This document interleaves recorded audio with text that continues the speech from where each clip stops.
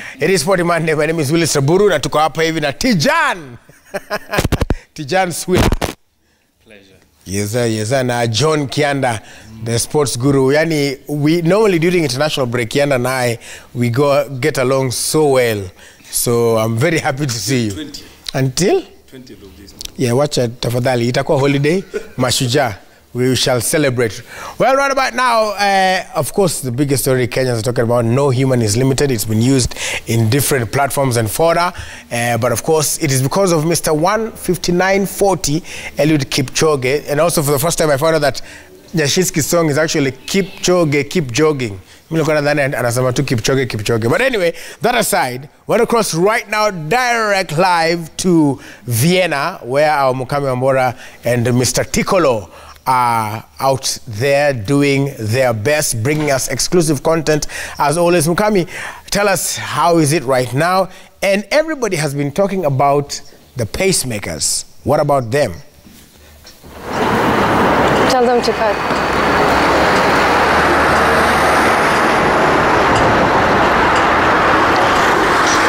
Right, yes, Mukami, kama unaweza nipata moja kwa moja, tell us about what the atmosphere is like right now in Vienna. And of course, most people have been asking about the pacemakers. Let's, yuko aje huko? Yes, Willis, we're here still in Vienna, Austria, and it's so cold, 12 degrees.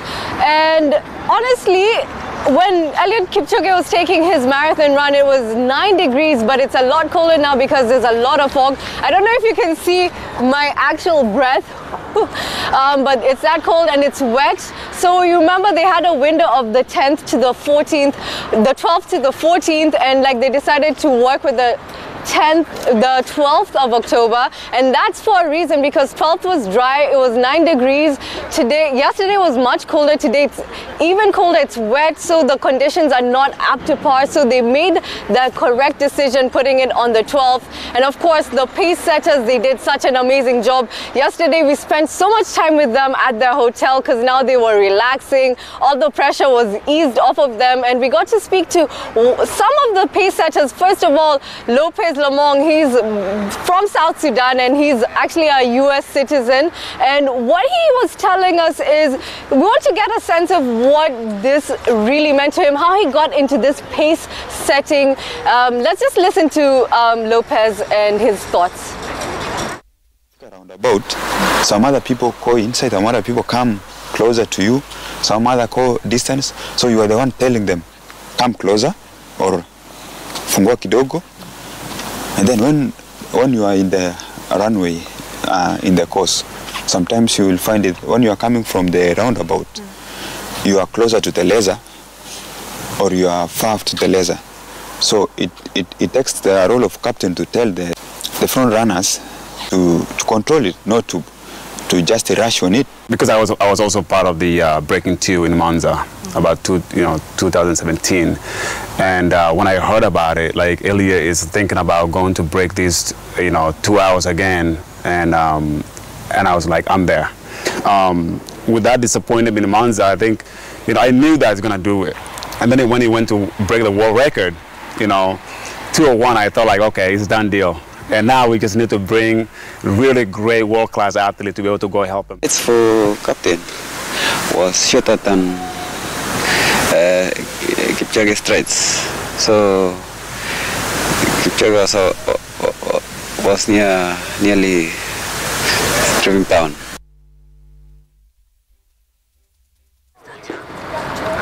Okay, so you can see what importance it means to them.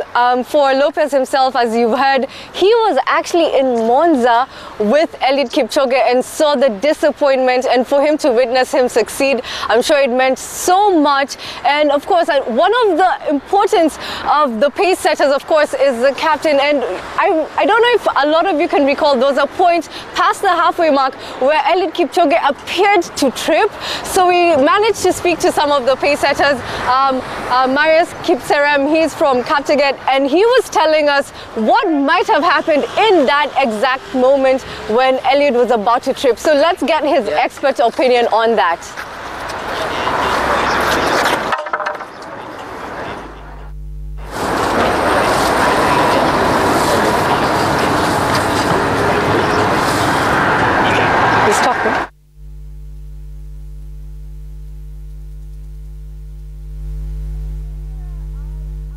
captain is so important. Any misstep could cause everything to go to disarray, but that was just a slight misstep, and Eliud Kipchoge was able to get back onto his feet. And we spoke to one of the major captains in Eliud Kipchoge's pace setting team, Eric Kaptenui, and he was one of the best. In fact, his team helped Eliud set the best times, and himself actually went 3 times, other people went twice, and he explained the role of a captain in pace setters, because there's 7 of them. He was a team captain and he explained the role. So let's hear from the 2019 Barcelona half marathon champion, Kaptenui. Let's hear from him.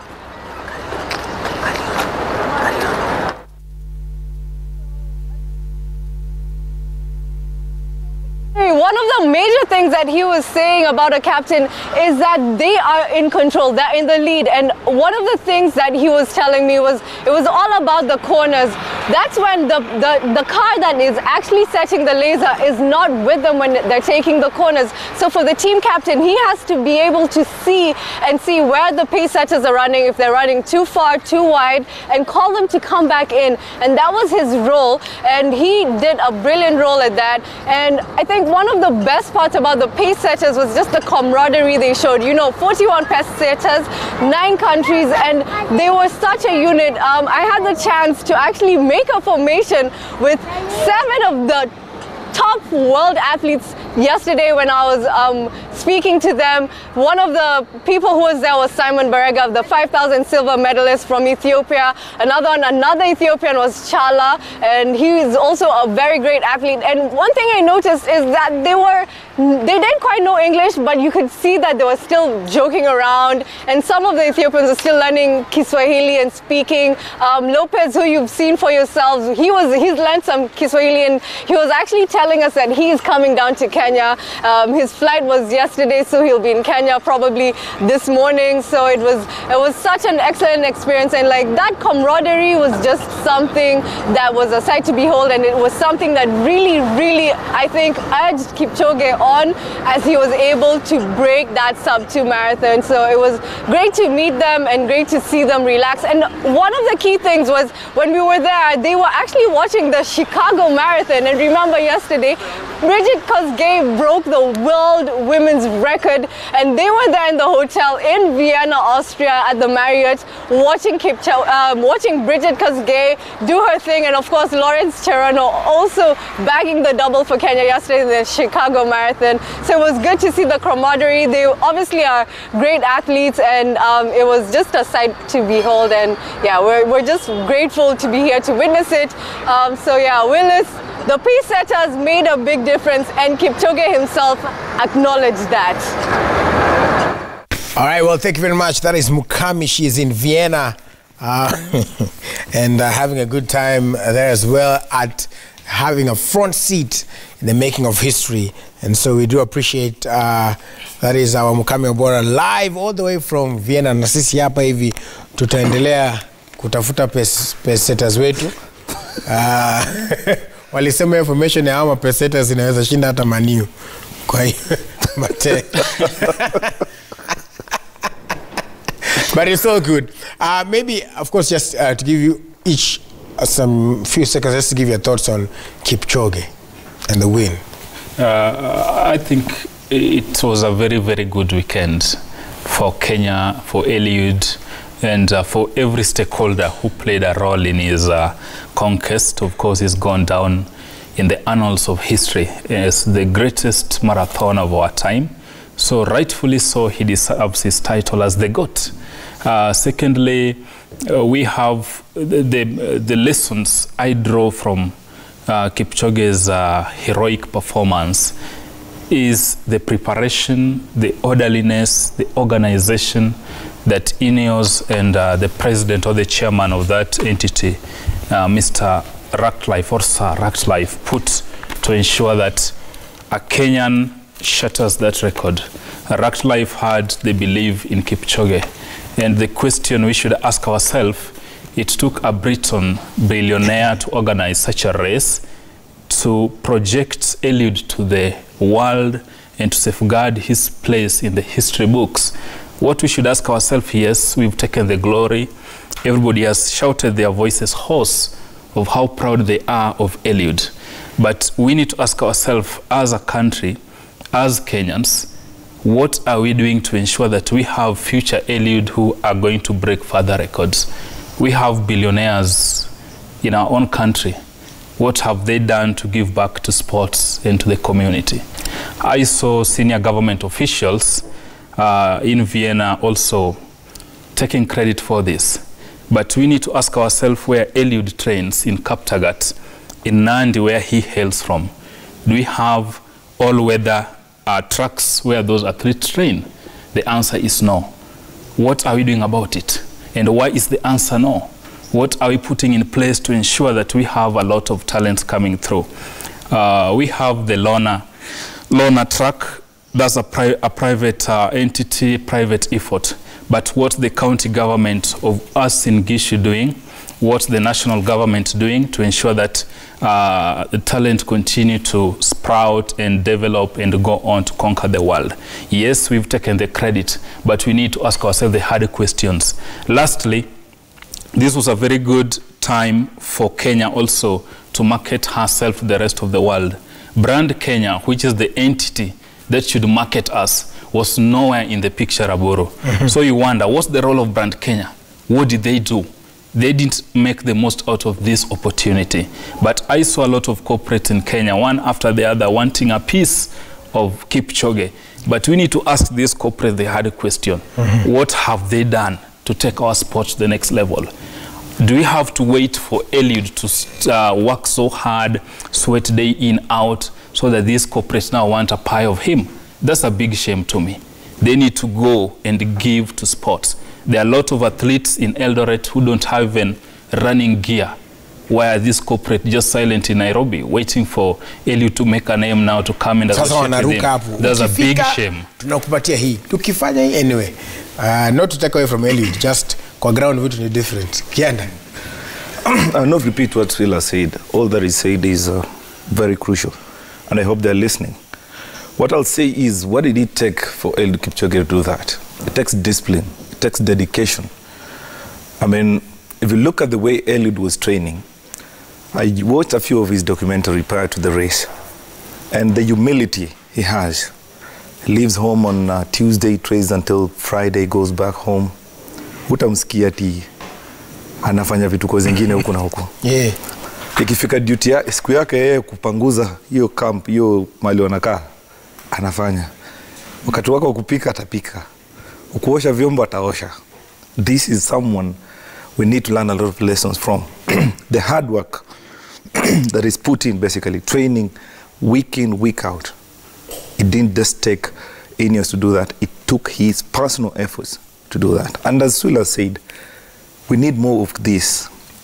Kipchoge broke the record on Saturday. Yesterday we saw what Bridget did in Chicago. There is a youngster somewhere who wants to emulate them. Does he have the right facilities? You heard Swiller saying that there were government officials at the finish line. And you know who tweeted it. I don't want to say. But there were government officials at the finish line. How shameful was that for them to come back and Nyayo National Stadium is not complete until Kasarani. Look at the turf, Imeisha. It's wearing actually. Look at Machakos, overused. Eldoret, which is the home of champions, that doesn't have an athletic track. Lona Kiplakat, as Swilla said, her personal effort to build that track. In your area, Machampu toka, hakuna tracks. Then I heard that a street will be named after Eliud Kipchoge. Yes. I don't think if that is so important to Eliud Kipchoge. I'm sure Eliud would want to see more training facilities for the upcoming athletes in those regions. Sindio, hiyo itamfurahisha sana kushinda hii street name after him. Because at the end of the day, Eliud has afforded to change a country and to train place ingine. What about those young athletes who are coming up? So history and politicians kuanza kudandia vitu, they have to look at where did it start. Angalia hata hiyo camp yao wenye wana train. Look at the way it is. The Kamoror pia na train pale. Who ni champion wa I think half marathon. Geoffrey Kamoror. Angalia environment hawa jamaa wanaishi. What if we just improve on some of this facility? Under 20 World Championship itakuja Kenya next year. Sindio? We did well in the World Under 18 Championship. But the same conditions ndio hawa jamaa wanaenda kukuja kupata. There's a lot in sports. The marketing unions walifanya kwa kitu. You can imagine the number of the millions of people who are watching this race. Everybody was. It's basically I like what the president for the Toronto Raptors, when he was being interviewed by Jeff Koinange after ameenda Rwanda kufungua ile basketball arena. It just takes effort and commitment from the government to build some of these things. But our priorities ziko happy. Number one sport in Kenya is athletics. Where is the athletics track? Hakuna. Lakini tunangoja hizi mombe zinafika hivi sasa nasema yes, I will do this, I'll do this. Build those facilities. So that to facilitate. Sport has a lot of money. As long as it has the right people at the right place, leading by example. And you see, I don't want to go back to what I said on Kijiweni. Kuna kutweet na kuna kufanya kazi. And you see, no, our sports minister, sports CS, with all due respect to her, Harambee Starlets, ni nini wana go through. The girls haven't been paid. Now we're one game away to qualify to the Olympics. That's right. The Lionesses, so wame qualify jana, the Olympics. You know, there is a lot that can be done. Swila has mentioned about brands like Brand Kenya and everything. Tusingoje Kipchoge arudi sasa ndio tuseme tudandie. Kuwa naye kwa hiyo safari ya kufanya vitu kama hizo. It adds and makes more sense than just kuja kudandia kutweet na kufanya kila kitu after some of these achievements have been made and you don't know what it took to get there. To get there. Right. I know you